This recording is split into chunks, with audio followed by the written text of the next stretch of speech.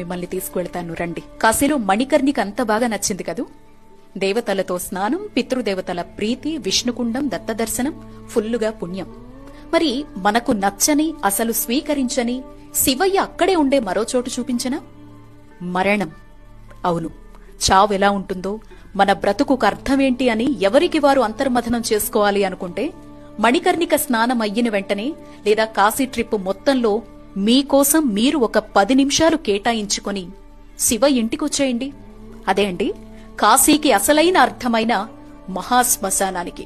గుట్టలు గుట్టలుగా శవాలు, ఎప్పటికీ ఆరని చితిమంటలు, వికృత రూపాల్లో కాటికాపర్లు, అక్కడే జపతపాల్ని చేసుకునే సాధువులు, శరీరంలో ఏ అవయవం తనకి రోజు ఆహారంగా మారుతుందా అని వెతికే సునకాలు, మృతదేహంపై వేసిన దండలే ఆహారంగా బ్రతుకుతున్న గోవులు, చితిమంటల్నే చలిమంటలుగా భావించేవారు కొందరైతే చితి నిప్పునే వంటపొయ్యిగా బ్రతికేవారు ఇంకొందరు.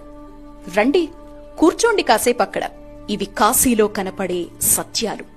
జీవితమంతా నేను, నాది అనే రెండింటి మధ్య చిక్కుకుపోయి జీవిత పరమార్థాన్ని, ఈ శరీరం లేకపోయినా ఏది శాశ్వతమో తెలిపే అసలైన చోటు ఈ మహాశ్మశానం. రాజు లేదు, పేద లేదు, ధనిక లేదు, బీద లేదు, ఇక్కడంతా ఒక్కటే.